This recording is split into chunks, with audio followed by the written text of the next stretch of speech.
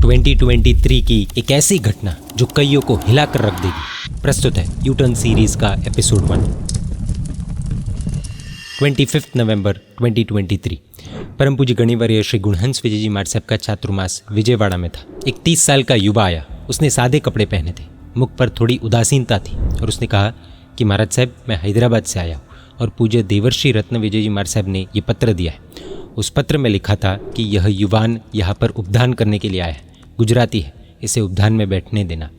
पूज्य गुणहंस विजय जी महाराज साहब ने सोचा कि कोई मुमुक्षु होगा और फिर चातुर्मास के अंतिम दिन थे तो ज़्यादा बातचीत हुई नहीं।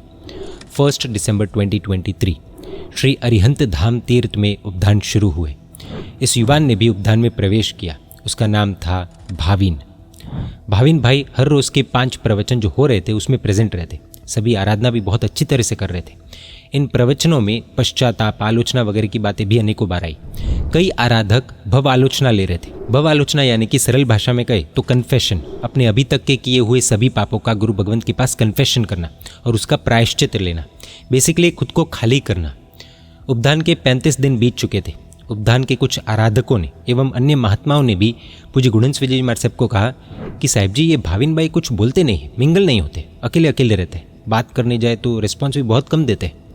दरअसल ये भाविन भाई बहुत कम बोल रहे थे, कोई कंप्लेंट नहीं, जो मिला जैसा मिला चुपचाप वापर लेते थे, यानी खा लेते थे। महात्मा को लगा कि ठीक है, कम बोलने के स्वभाव वाले भी लोग दुनिया में तो होते ही है, इसलिए कोई चिंता का विषय नहीं लगता।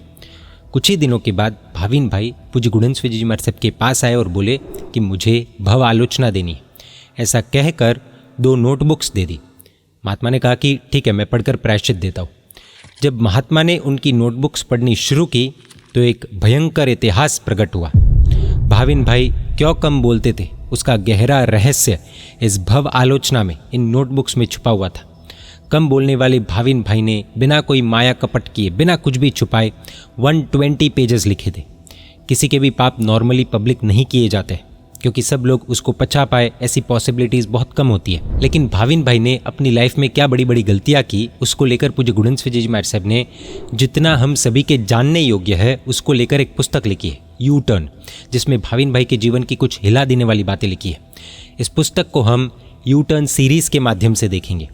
भाविन भाई ने ऐसी कौन कौन सी बड़ी गलतियाँ अपनी लाइफ में की थी जिसके कारण सिर्फ खुद भाविन भाई को ही नहीं बल्कि उनके माता पिता को भी भयानक तकलीफ उठानी पड़ी। ऐसी ही गलती आज के कुछ युवा भी कर रहे हैं। ये सीरीज़ खास उन लड़कों के लिए है जो इजी मनी या फिर पैसों के लिए शॉर्टकट लेने का सोचते हैं। जब भाविन भाई ने ऐसे शॉर्टकट्स लिए तो उन्हें किस हद तक जाना पड़ा, क्या कुछ उन्हें फेस करना पड़ा, जानेंगे अगले एपिसोड से। इसीलिए आज के यूथ के लिए ये एक आई ओपनिंग सीरीज़ होने वाली है। आपको तो ये सीरीज़ देखनी है, साथ ही आपके आसपास कोई युवा हो तो उन्हें भी रेकमेंड कर सकते हैं। Stay tuned. जय जिन शासन, जय महावीर।